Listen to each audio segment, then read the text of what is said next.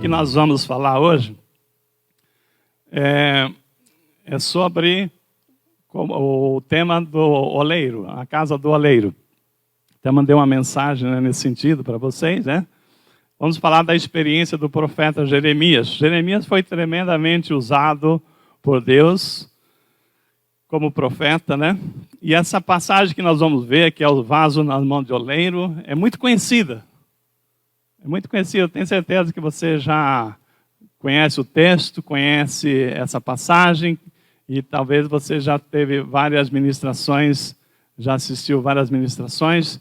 Então, que o Espírito Santo nos dê agora a direção para falarmos e você, né, ouvir atentamente a mensagem do Senhor. Qual que é o cenário que nós estamos falando? Eu gosto muito de falar do cenário. Nós estamos falando, né, dessa experiência do profeta Jeremias. Jeremias viveu numa época terrível, foi 600 anos antes de Cristo, né? Ele foi, como diz, né, ele foi boca de Deus, ele teve palavras duras contra o povo de Israel, porque o povo tinha virado as costas para Deus. As pessoas estavam esfriadas, estavam frias, estavam afastadas de Deus, e Deus não desiste, né? Não importa. Você se afasta de Deus, Deus não desiste de você. A mensagem vai presencial, vai pela internet, vai para o WhatsApp. Deus não descansa até que você volte para Ele, né? Então, nessa passagem aqui, nós vamos ver Deus, Ele falou para o profeta Jeremias, falou assim, ó, desce até a casa do oleiro que eu quero falar com você. Então, é muito interessante, né? É muito interessante essa passagem, porque Deus fala assim, eu quero falar com você, mas eu quero mostrar algo para você. Ué, já quer falar comigo? Fala, Deus. Né? Deus falava tanto com o profeta, né? Aí falou assim, não, eu quero te mostrar algo. Vá até a casa do oleiro. Né? Então nós vamos ver, a passagem está lá no livro de Jeremias, no 18, de 1 a 10. Mas assim, o que acontece? Essa passagem aí, eu acho interessante que Deus marcou um encontro para falar o seguinte, eu quero te mostrar algo. E eu quero te mostrar algo. Então, essa mensagem de Deus para o profeta Jeremias, transmitia ao povo de Israel, ele falou assim, eu quero te mostrar uma coisa lá na casa do oleiro. Tá? E aí, irmãos, muitas vezes a gente traz assim, algumas ilustrações, alguns exemplos, porque a gente sabe que um exemplo de uma situação prática fala mais que 1000 palavras, não é verdade? Você grava, você se lembra e você fixa mais. Então Deus falou assim, desce lá na casa do oleiro que eu tenho uma coisa para te falar. Né? Então, em nossa vida, né, Deus nos coloca situações práticas também. Situações que Ele fala através de coisas que acontecem, que é para mostrar para nós. E não foi uma vez, 2 vezes, 3 vezes que Deus falou comigo e com certeza com você, através de situação, falou, está vendo aquilo ali? Está vendo aquela situação? É isso que eu estou te dizendo. Né? Então, é muito interessante que nós estamos falando que, quando a gente está falando do grande Israel, povo de Deus, quem é Israel de hoje? É a igreja de Jesus, somos nós. Né? Então, Deus está falando com o povo de Israel lá atrás, mas essa palavra também está trazendo para nós, o Espírito Santo nos deu a direção, porque Deus está falando conosco hoje. Assim como eu disse, a preocupação de Deus tratar com o povo de Israel que estava frio, se afastando de Deus, é isso que nós estamos vendo hoje, não é verdade? Quantas pessoas você conhece que já estavam fracas na fé, e aí veio essa pandemia, toda essa situação, ele tem mais de 1000 motivos para falar, olha, eu não estou indo por causa disso. Então isso tudo, não importa a razão, o que importa são os fatos. O fato é que naquela época Deus estava preocupado que o povo estava se corrompendo, o povo estava se afastando de Deus, estava sem a direção de Deus, e as coisas estavam indo muito mal. E hoje não é diferente, né? Então hoje nós vamos ver aqui essa passagem de Jeremias, se você já abriu aí o livro de Jeremias, né? Vamos ver aqui no capítulo 18. Todo mundo já achou? Então, Jeremias 18, vamos ler a palavra do Senhor. A palavra do Senhor veio a Jeremias dizendo assim, levanta-te e desce à casa do oleiro, lá te farei ouvir as minhas palavras. Né? Ele marcou o encontro com Jeremias. Então desci à casa do oleiro e ele estava ocupado com uma obra sobre a roda. Né? Então ele estava lá rodando um vaso numa roda que ele trabalha. Como o vaso em que o oleiro fazia o trabalho se estragou nas suas mãos, então fez do barro outro vaso, conforme melhor lhe pareceu. Então veio a mim a palavra do Senhor. O Senhor falou assim, está vendo? Você viu o que aconteceu? O oleiro estava trabalhando num vaso e aquele vaso se estragou. O que aquele oleiro fez? Ele amassou o barro e começou a fazer um vaso novo. Então o Senhor falou o seguinte, então veio a minha palavra do Senhor, por acaso, voltamos aqui. Então, no verso 5, então veio a minha palavra do Senhor, por acaso não poderei eu fazer de vós como fez esse oleiro? Ó casa de Israel, declara o Senhor, como o barro na mão do oleiro, assim sois vós na minha mão, ó casa de Israel. Se em algum momento eu falar em arrancar, derrubar, demolir uma nação ou um reino, e aquela nação contra a qual eu falar se converter da sua maldade, também eu me arrependerei do mal que planejei fazer-lhe. E se em algum momento eu falar em edificar ou estabelecer uma nação em um reino, e essa nação fizer o mal diante dos meus olhos, não dando ouvido à minha voz, então me arrependerei do bem que planejava fazer-lhe. Agora, fala aos homens de Judá e aos moradores de Jerusalém, assim diz o Senhor, estou preparando uma calamidade e um plano contra vós. Convertei-vos agora, cada um, no seu mau caminho, e corrigi os vossos caminhos e as vossas ações. Bem? Fecha seus olhos, vamos orar. Pai, eu quero agradecer, meu Deus, essa oportunidade que o Senhor dá para trazermos essa mensagem que o Senhor nos colocou no coração, Pai. Eu agradeço por cada um que está assistindo, Senhor Deus, aqui presencialmente, que está ouvindo essa mensagem, e os irmãos que estão conectados pela internet, aqueles que estão ouvindo essa mensagem também, Senhor Deus. Agora que o Espírito Santo dê plena liberdade, Senhor Deus, para que essa palavra encontre um terreno fértil e possa gerar a colheita que o Senhor pensou, Pai. A colheita que o Senhor desejou em nossos corações.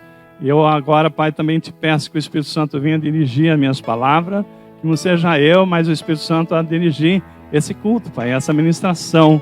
Eu dou plena liberdade para que o Espírito Santo fale e que nós possamos sair nessa noite, Pai, acrescentado da nossa fé, em nome de Jesus. Amém.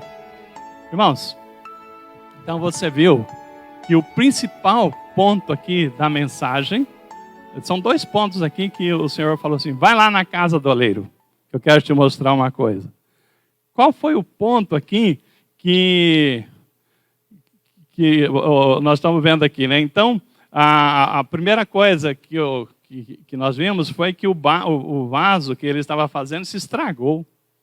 E aí, o oleiro pegou aquele vaso que ele estava fazendo com tanto carinho ali, estragou, ele jogou no lixo. Foi isso? Não, ele não jogou no lixo. Ele pegou aquele vaso e, com muita paciência, modelou um vaso novo, né? E aí, o Senhor falou para o profeta, fala assim, diga ao seu povo, se eu também não posso fazer a mesma coisa, se eu não posso pegar e também dar uma nova chance, remodelar esse povo todo torto, ou também, se eu não posso jogar esse vaso quebrado no lixo também, porque Ele é soberano para decidir. E Ele decide como lhe bem aprouver, diz a palavra. E é verdade, né? Então, irmão, pensa num exemplo. Deus está falando aquela situação, pensa num pai que disciplina o seu filho.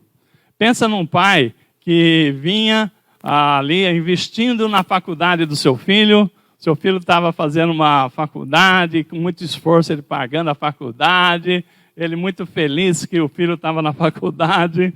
E um dia ele fica sabendo que o filho não está indo à faculdade, pelo contrário, está matando aula, está envolvido com pessoas de más companhias, que está envolvido com coisas erradas. O que o filho, ele já estava percebendo que o filho não queria saber de trabalhar. Ele tinha lá um negócio, o filho não queria ajudá-lo. E ele falou, tudo bem, mas desde que você estude, tá bom. E esse pai estava animado com o estudo do filho. De repente, ele fica sabendo que o filho traiu a confiança dele. Que o filho pegou todo aquele dinheiro, aquele esforço que o pai fez para pagar a faculdade e jogou no lixo, porque estava matando as aulas, estava indo para o mau caminho. E esse pai, ele tem todo o direito de disciplinar o filho, né? E ele falou para a mãe, eu vou pegar esse menino e nós vamos dar uma lição para ele, né? E com certeza, aquela mãe amorosa foi lá e falou, filho, seu pai já está sabendo o que você anda aprontando e ele vai trazer um juízo pesado sobre você. Aí o menino caiu a ficha e resolveu trabalhar, resolveu voltar à aula, resolveu fazer as coisas como devia. Eu pergunto, esse pai que tinha avisado a mãe que ia dar uma sova nesse menino, que ia dar uma surra, um castigo para poder endireitar a vida dele, fica sabendo que ele se endireitou. Ele não pode revogar aquela decisão que ele tinha tomado de dar uma pisa, uma surra? Por que ele ia bater nele se ele já se endireitou? Ou se fosse o contrário, aquele pai preparou uma bênção para o seu filho, né? Falou assim, olha, esse menino está me ajudando tanto, esse menino está sendo tão bom, está sendo tão esforçado, que eu vou dar um carro para ele, agora que ele tem a maioridade, né? E ele já estava certo, indo para comprar um carro, né, para esse filho. E ele fica sabendo que o filho não é nada daquilo que ele pensava que fosse. Ele não pode cancelar essa bênção, né? Deus está falando para o profeta, por acaso eu não posso fazer isso? Por acaso eu não posso fazer igual ao oleiro? Dar uma nova oportunidade? Por acaso também eu não posso usar o juízo? Né? Então, nós estamos falando aqui, Deus preparando Jeremias para falar com o seu povo.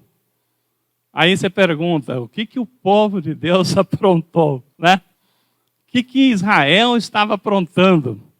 Israel, irmão, ele que viu tantas coisas que Deus tinha feito em favor dele, ao invés de ter um coração agradecido, obedecer a Deus, e Deus sempre colocou, serei o seu único Deus, não terá outro Deus além de mim. Israel, na época, ele se afastou de Deus, as coisas estavam difíceis, ao invés dele buscar ajuda em Deus, ao invés dele reconciliar com Deus, eles pegaram, né, naquela época tinham 4 grandes nações. Tinha a Síria, que ficava ao norte. A Síria era um grande império, mas já estava em decadência. Vinha a Babilônia, que estava crescendo, que ia assumir o grande império, né? E tinha também o Egito e Israel ali no meio. O Egito tinha um grande interesse na região. Aí o que Israel faz? Israel desobedece à lei. Deus tinha falado que eles não deveriam fazer aliança com outros povos, que não poderiam se misturar, que Deus ia cuidar desse povo. E ele vai e faz uma aliança com essas nações, para que eles ajudassem Israel, né, nas guerras, nas situações. E aquilo ali trouxe uma consequência terrível. Por quê?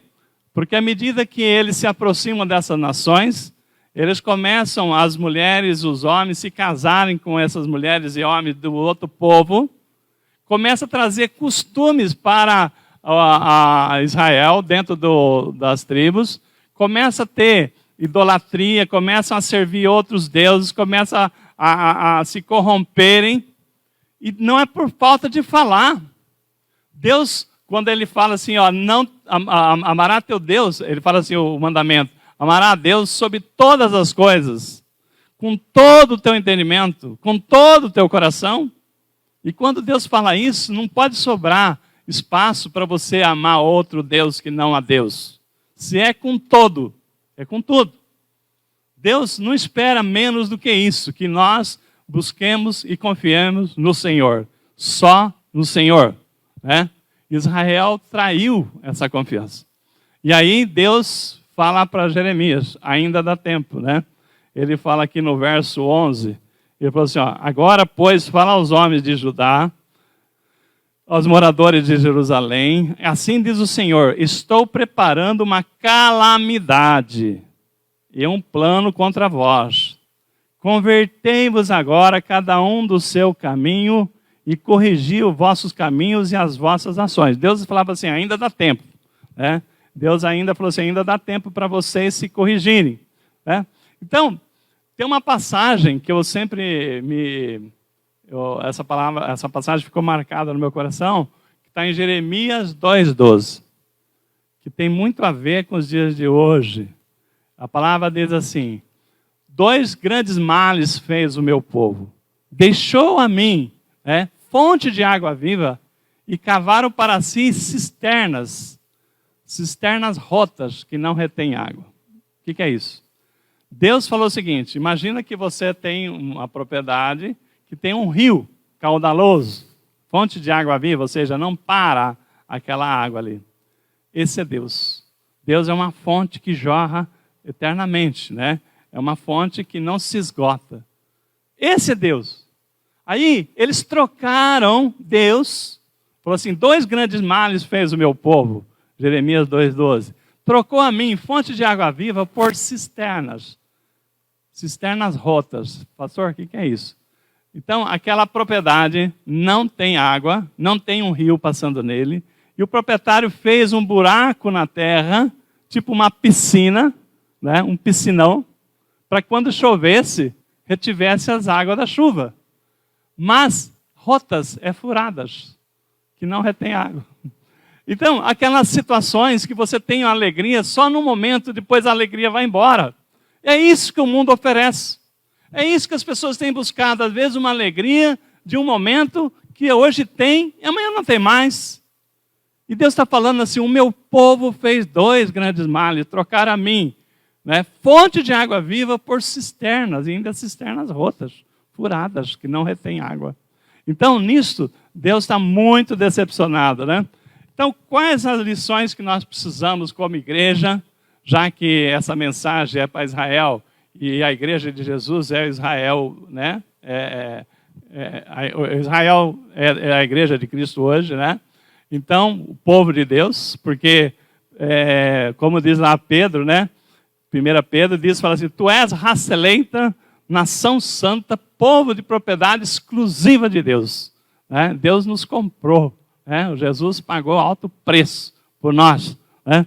Então, quais as lições que nós podemos tirar nesse momento com essa palavra? Quando Deus fala para Jeremias, desce a casa do oleiro. Aí Jeremias sabia onde era a casa do oleiro. Você sabe onde é a casa do oleiro? Então, onde é a casa do oleiro? A igreja, a Bíblia, com certeza a sua casa, a minha casa. Não, com certeza é a igreja. É onde Deus revela a palavra. A casa do oleiro aqui é a representação da igreja. Tá? Então vai lá, aonde Deus revela a palavra. É lá que Deus vai mostrar aquilo que Ele tem de direção para o seu povo. Tá? Então nesse texto aqui, quando Deus fala assim para você, para ir na casa do oleiro, né, nós temos que entender isso, que nós temos uma missão. A igreja de Jesus tem uma missão, ela é a casa do oleiro. É onde Deus trabalha, é onde Deus faz a obra. Tá? Não estou falando dessas 4 paredes, estou falando de nós, a igreja de Cristo. No último culto que eu trouxe a palavra aqui, no domingo anterior, nós falamos uma simbologia do Novo Testamento. Jesus Cristo, a missão dele é edificar a igreja, não é isso? E a edificação da igreja, ele faz de pedras vivas, que somos nós. Jesus Cristo é o alicerce, né, nessa edificação. Nós somos pedras vivas. Que a igreja existe a partir de nós. Então nós somos, assim, como eu disse no início, um corpo de Cristo. Nós somos assim, uns são mãos, outros são braços, outros são olhos. Jesus é o cabeça nesse corpo, né? Mas esse corpo é um organismo vivo de Deus para a obra dele aqui na terra. A igreja de Cristo é muito importante. A igreja, ela existe, né, para que as obras de Deus se manifestem. Um exemplo muito claro é a casa do oleiro, né? É onde Deus transforma as pessoas, é onde Deus faz um vaso novo, é onde Deus renova, é onde Deus fortalece, né? E tem muita gente aí, e por isso, de novo, eu volto naquela preocupação, né, inicial, dessa preocupação com esse estrago que a pandemia tem feito nas igrejas, ou na igreja de Cristo, né? Porque tem muita gente que eles se sentem bem sem estar indo à igreja. Eu sou cristão, não preciso de ir à igreja. Você já ouviu essa frase? Eu leio a Bíblia. Eu não preciso de ir à igreja, né? Ora, é lógico que você pode ter a sua fé, você pode ter a leitura, você pode ser fiel a Deus, mas Jesus não veio para edificar uma igreja sem pedras vivas, sem cada um de nós, sem a sua presença. Você é importante na obra de Cristo aqui na terra. A igreja é necessária. A igreja é um organismo vivo. É ela que vai derrubar a porta do inferno, não é você, não sou eu. É a igreja, é o corpo. Um membro sozinho não pode fazer nada. Você já viu um mamão servindo a Deus? Não é mamão, uma mão, né? Você já viu uma perna andando servindo a Deus? Não, é o corpo que serve a Deus. Não é verdade? Então, tem muita gente que estão desorientados. E eu já falei aqui, né, um rap que o Fernandinho gravou, que eu acho muito legal, que ele fala assim, essa ideia de Deus sim, igreja não, é coisa do diabo, é a ideia do cão. Vocês já viram isso aí? Isso é verdade. Tem muita gente falando assim, Deus sim, igreja não. Isso é coisa do diabo, é ideia do cão. Tá? Porque nós precisamos, nós como igreja, nós precisamos ser igreja para poder marchar, para poder derrubar as portas do inferno. Então, o Deus está falando aqui da casa do oleiro. A casa do oleiro, quem é a casa do oleiro? É a igreja de Jesus Cristo aqui na terra, né? Da qual nós fazemos parte, da qual cada um de nós temos uma função no corpo, da qual cada um de nós temos uma missão, que Deus espera que a gente cumpra essa missão enquanto igreja de Cristo aqui na terra. Por isso é muito importante você estar em comunhão, seja na nossa comunidade, seja na comunidade X, Y, mas que seja na igreja de Cristo, amém? Não estou falando, olha, você tem que vir só se for na igreja Batista da Família. Eu seria hipócrita de falar que não é verdade. A igreja de Cristo é onde se prega a palavra de Deus, né? Você pode ter uma outra situação, você que está em outra localidade, você tem a igreja de Cristo aí onde você está. Você que está conosco, congregando aqui pela internet, você precisa estar no corpo de Cristo. Você precisa estar integrado no corpo de Cristo, porque só um membro não faz nada, tá? Deus, ele usa o corpo de Cristo. Foi assim, um organismo vivo para poder vencer a luta contra o diabo. Amém? Então, nós falamos aqui da proposta aqui, né? E eu falei quem quer aprender contexto. Quem é a casa do oleiro, vocês já sabem que é a igreja, né? Desce lá, porque é lá que Deus revela a palavra. Desce lá, porque é lá que Deus trata. É lá que o oleiro vai transformar vasos quebrados em vaso novo, né? Agora, a pergunta é, vocês que já estão entendendo a palavra, né, essa mensagem, eu perguntei, onde é a casa do oleiro? Agora eu vou fazer uma segunda pergunta. Quem é o oleiro? Bom, se é para ir lá na igreja, o oleiro é o pastor Aguiar. O oleiro é o pastor João? Não. O oleiro é o Espírito Santo. Amém? É Ele, né, que nos molda. É Ele que pega, né, o vaso, né? Então, eu peguei aqui, né, um exemplo de um vaso, né? O oleiro, ele trabalha... Aqui o oleiro aqui foi a minha esposa, tá? Ela montou essa caixa, esse vaso aqui, né? De barro, né? Só que não é de barro, não, tá? Aqui é de caixa de leite, mas faz de conta que é de barro. E ela revestiu tudo isso aqui. Então o oleiro, ele molda. O oleiro, ele faz toda a arte, né? Segundo bem lhe parece. Quem é o oleiro? É o Espírito Santo, né? Ele nos pega. Então, nos transforma, tá? Então, nós estamos falando aqui de vasos. Então, já que eu coloquei esse vaso aqui à mesa, tá? Lá atrás, na época em que nós estamos falando aqui, né? Na antiguidade, não existia a tecnologia, não existia os utensílios domésticos que tem hoje. Então, os vasos, eles eram muito utilizados. Eram muito úteis. E eles eram como uma espécie de silos. Silos é armazenamento, onde se armazena, né? Então era onde eles guardavam tudo. Então o chão das casas eram cheios de vasos. As casas mais bem, né, estabelecidas, tinham lá os mantimentos, todos ali, né? Era vasos de grãos de trigo, vasos de farinha, vasos de azeite, vasos de todo... os mantimentos que eles precisavam. Então não existia geladeira, não existia embalagem, vendia-se tudo a granel, solto, né?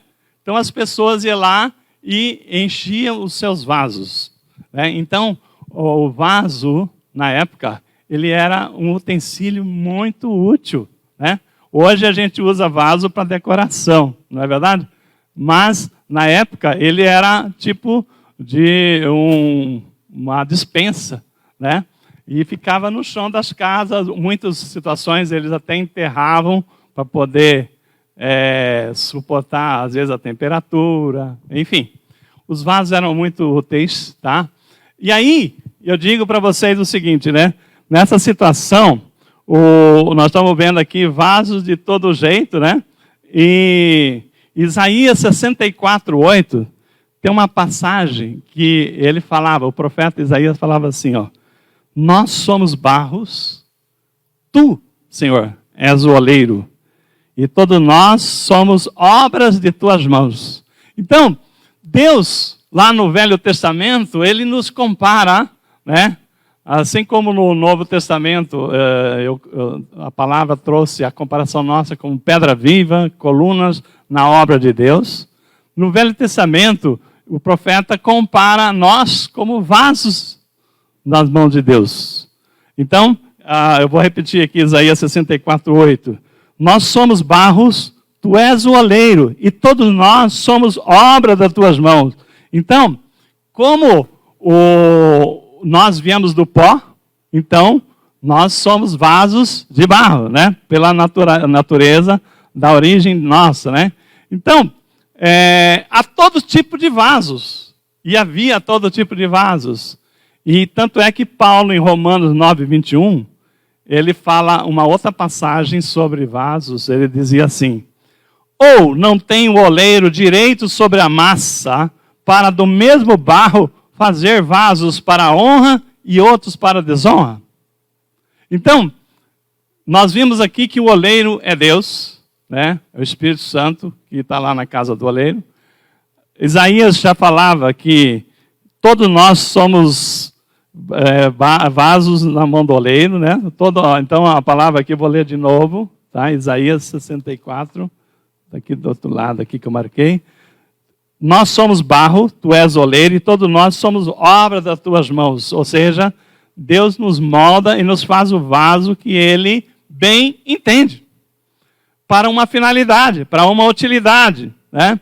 Então, Romanos 9:21, o Paulo fala lá aos romanos, se o oleiro, que tem lá toda a massa, o barro na sua mão, não é ele que decide direito sobre a mesma massa, ele fazer do mesmo barro, fazer vaso para a honra e vaso para a desonra. Então, assim como, né, eu disse que os vasos tinham utilidade prática, tá? Também tinham vasos, eu falei vaso que armazenava azeite, farinha, trigo, tal, mas também tinha vasos que armazenava venenos. Outro talvez podia ter tabaco, outro talvez o ópio, que já era uma droga já da época, né? Então, na Bíblia, né, você tem vaso de honra e vaso de desonra. A Bíblia trata isso aqui que nós acabamos de ler. E um famoso vaso que nós lemos no Evangelho de Jesus é o tal do vaso de alabastro, né? Lembra? Esse famoso vaso de alabastro? Lembra dessa passagem de uma mulher pecadora que quebrou um vaso de alabastro, né? E ungiu os pés de Jesus? Ficou famoso? Irmão, eu confesso que eu não tinha antes estudado mais o assunto alabastro. Eu achava vaso de alabastro, que alabastro era o conteúdo. Mas não, era um vaso de alabastro de bálsamo. Ou seja, alabastro era matéria-prima, é uma matéria-prima mais dura, tipo de uma pedra assim, da qual eles faziam vaso. Ou seja, aquele vaso tinha mais resistência, que caindo ao chão, mais difícil de quebrar. Tá? Então, alabastro é a matéria-prima, né? Então, nós estamos vendo aqui vaso de honra, como esse vaso de alabastro aqui, que ficou no Evangelho. Jesus falou, onde falar do Evangelho, vamos falar dessa mulher pecadora, que ela quebrou um vaso de alabastro e com aquele bálsamo ele ungiu os pés do Senhor. Tá? Então, nisso aí, nós vemos aqui um vaso de honra, vou dizer assim. Agora, tem uma passagem, né, que Paulo fala em 2 Coríntios 4,7, que ele cita. Ele fala o seguinte, o poder de Deus, ele cita o poder de Deus atuando em nós, ele fala que somos vasos de barro para que a excelência do poder seja de Deus e não de nós. Então nós somos vasos de barro. Paulo ele fala o seguinte, nós somos vasos de barro que recebemos o poder de Deus e nós somos de barro para que a excelência seja o poder de Deus e não o vaso. Aí você falou assim, eu não estou entendendo aonde o pastor quer chegar. Eu vou dar um exemplo prático, você vai entender. Você lembra aqueles cofrinhos de moeda do porquinho que você dava para a criança ir incentivando ela a poupar? Então, ia colocando moeda naquele porquinho de cerâmica. E por que é vaso de barro? Porque na antiguidade os tesouros colocavam-se em vaso de barro. Por quê? Você já pensou se aquele porquinho fosse de ferro, de aço, para você pegar as moedas que estavam lá dentro depois? Então, o que eu estou falando? Que assim como o cofrinho do porquinho, quando chegava a hora que a criança precisava do dinheiro, que os pais precisavam para aquela finalidade, o que se faz? Quebra o porquinho, né? Então, vasos de barro. Então, o que eu estou dizendo? Que o importante não é o vaso, e sim o seu conteúdo, amém? O importante é o que está dentro, é o tesouro que está dentro de nós, e nós somos de vasos de barro para receber em nós o poder de Deus, para receber em nós a excelência do poder de Deus, e ele sim é importante, ele sim é valioso, é precioso, né? E não nós, diz Paulo. A palavra diz assim, vou ler de novo. Ele fala que somos vasos de barro para que a excelência do poder de Deus seja de Deus e não de nós, né? Então, nós estamos falando aqui que, mesmo naquela época, né? Quando nós falamos aqui no plano de Deus, o vaso é importante, com certeza. Mas o mais importante é o seu conteúdo. O vaso é bonito, é lindo, é maravilhoso, mas qual é o seu conteúdo? Tá? O seu conteúdo é que importa, né? E o seu conteúdo é que importa. Então, Deus tinha um plano para o seu povo, assim como Ele tem um plano para cada um de nós. Deus tem um plano. Deus nos vê como vasos feitos na casa do oleiro, moldados para sermos vasos especiais. Cada um de nós é um vaso para uma utilidade. Cada um de nós, Deus tem um plano que nós sejamos cheios, né, do poder de Deus. Né? O conteúdo que Deus faz, né, a parte de fazer o vaso é com Deus. Ele nos faz perfeito. Se o vaso se estraga, o que o oleiro faz? Faz de novo. Ele nos faz vasos perfeitos. Agora, a importância nossa não é só na casca, e sim no conteúdo, daquilo que nós nos enchemos, daquilo que nós, né, o conteúdo que vai dentro, porque nós podemos ser vaso de honra ou de desonra. Amém? Vocês estão entendendo? Então Deus nos faz, a sua parte é nos moldar, a tua parte é nos fazer vasos especiais. A nossa responsabilidade é do que nós nos enchemos. E quando o Senhor fala, vai na casa do oleiro, é onde Ele nos enche no seu conteúdo, né? Então Deus, Ele tem um plano, né? Deus, Ele viu cada um de nós que estava vindo para esse culto essa noite, né? Nesse dia 25 de abril de 21. Ele viu você na sua casa conectando, se preparando para assistir esse culto, para ouvir essa mensagem. E Ele já viu com antecedência, desde a eternidade, quem ouvia essa mensagem, porque Ele falou o seguinte, eu quero que você entenda que o vaso eu te fiz, o conteúdo é sua escolha. É você que escolhe. Assistir um culto ou assistir o programa do Faustão, né? Fantástico, não sei qual programa que está passando.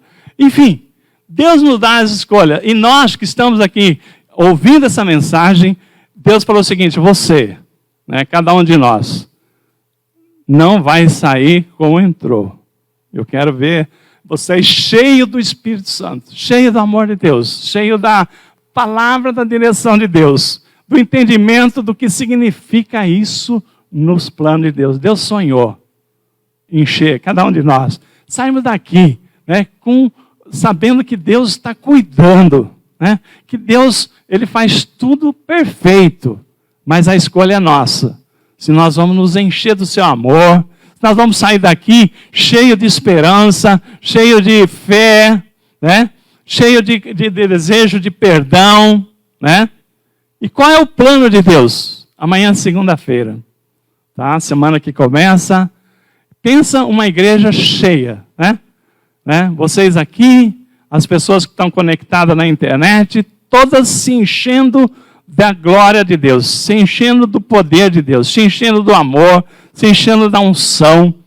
E vocês vão para casa, ou você que já está em casa, depois ao que você dormir, amanhã, segunda-feira, são vasos que vão sair para o trabalho, né? Vasos que vão dessa cidade aqui, vai para vários lugares. Vão ser vasos que vão chegar no trabalho cheios de amor de Deus, cheios de fé, cheio de misericórdia, cheio de dons que Deus preparou, cheio de sabedoria. Olha que maravilha o plano de Deus. Que nós sejamos vasos cheios do amor de Deus. Para onde nós formos, está indo os vasos de Deus, levando o seu amor, levando fé, levando esperança que esse tempo ruim vai passar. Que mesmo com toda a tribulação, você não vai perder a sua fé. Porque Deus está no controle. Deus está falando o seguinte, né? Como diz a palavra lá, Simão, né? Satanás pleiteou peneirar você como trigo. Mas eu roguei para que não desfaleça a tua fé. Então o Senhor está falando o seguinte, mesmo que a situação esteja difícil, mesmo que a situação esteja nublada, né? Deus está contigo, né?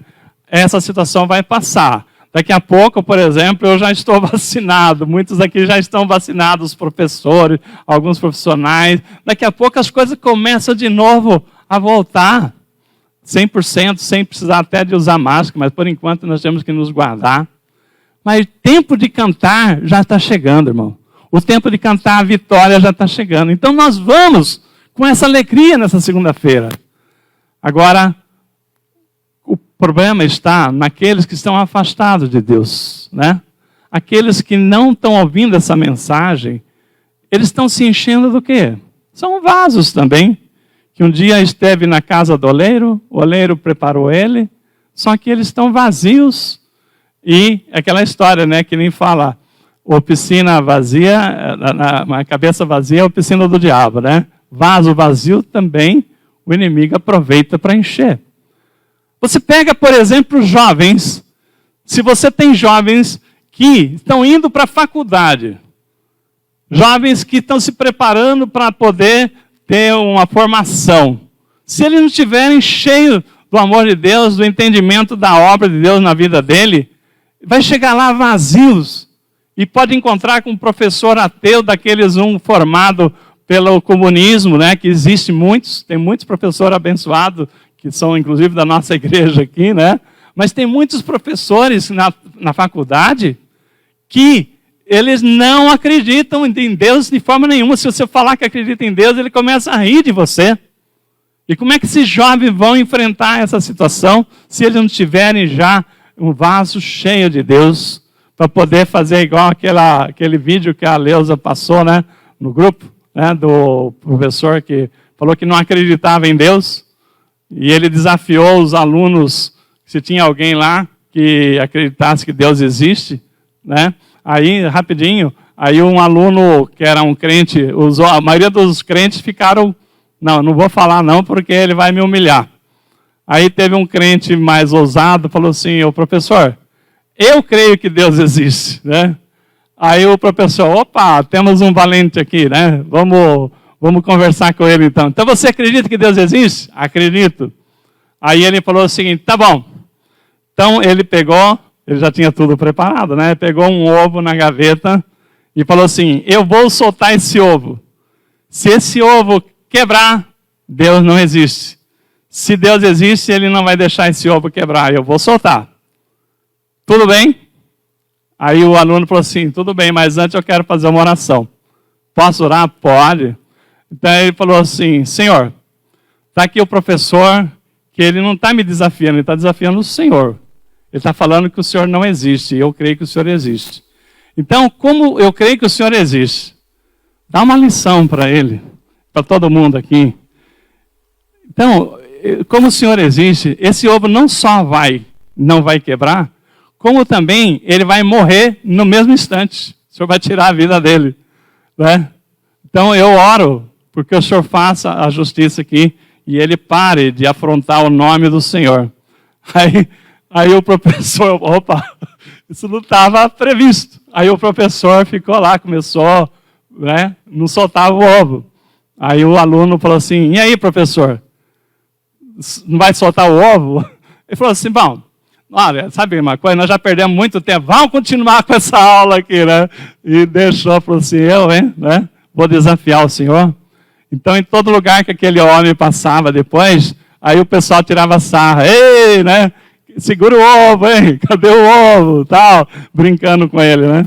E o aluno falava para ele assim, né? Esse é um crente que acredita em Deus mesmo, né? Esse é um crente, né, com fé. Irmãos, eu estou falando isso porque é verdade. Na universidade, as pessoas encontram desafios onde o diabo, para poder combater a obra de Deus, né, enquanto Deus está investindo para fortalecer famílias, ele quer enfraquecer as famílias.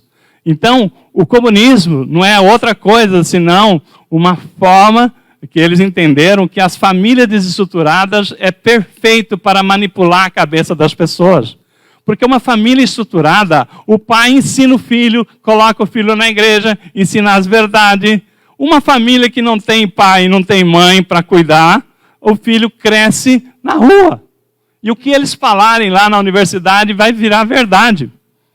Então, o diabo está trabalhando para destruir as famílias, os valores que não têm valores, né? Porque hoje estão colocando a questão da ideologia de gênero para poder confundir as crianças, né?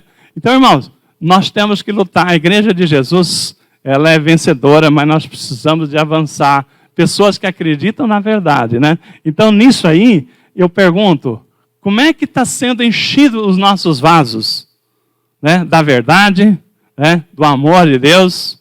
E nós caminhando aqui para o encerramento, eu queria falar aqui. Paulo, antes de entrar numa passagem que eu vou trazer de Salmo, Paulo ele fala lá em Romanos 12, 2, né? Salmo, a passagem do saudoso Ciro Acaque, que sempre lembrava dele. A palavra lá em Romanos 12, 2 fala assim: não vos conformeis com esse século, mas transformai-vos pela renovação da vossa mente. Então nós temos que mudar a cabeça, né? Não se conformar com o que o mundo lá fora está falando, mas nos transformar pela renovação da nossa mente para que a gente veja o quão bom, agradável e perfeito é a vontade de Deus. Amém? Então nisto, né, nós não podemos aceitar o mundo lá fora, não podemos nos conformar com essa realidade. Nós temos como igreja que levar a verdade, a palavra de Deus. Então, aqui, como nós temos muitas pessoas afastadas de Deus, né? Não aqui, mas estou falando na realidade hoje, eu convido você a abrir Salmos 31, 10, já partindo aqui para a conclusão. A palavra do Senhor, nós vamos ler do verso 10 ao 16, Salmo 31, 10. O salmista fala assim, verso 10. Pois a minha vida é consumida pela tristeza. Estou falando das pessoas que estão afastadas de Deus, né? Que tem muitos aí. Pois a minha vida é consumida pela tristeza e meus anos pelos gemidos.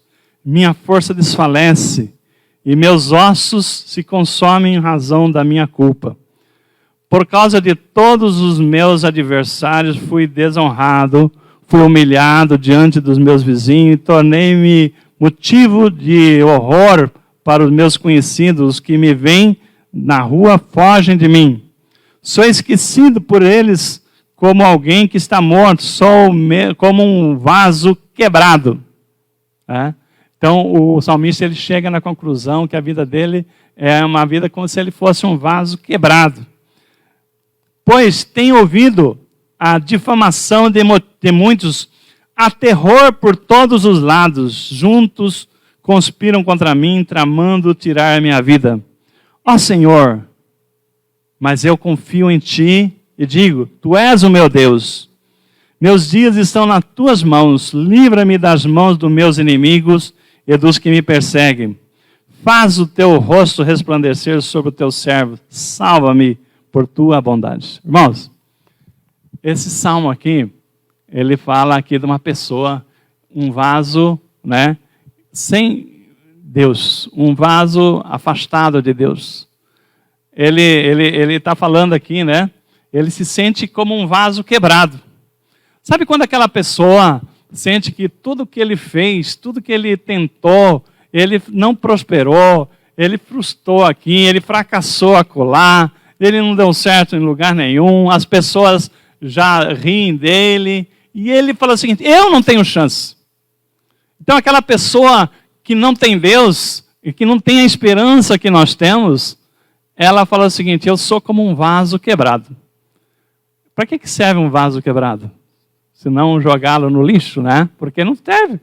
Ele, quando estava inteiro, eu guardava as coisas, ele tinha utilidade, ele podia adornar a sala, aqui o púlpito, mas um vaso quebrado, que virou cacos, eu não posso fazer mais nada. Então aquela pessoa se sentia como um vaso quebrado. Olha se não é parecido com o cenário do oleiro, né?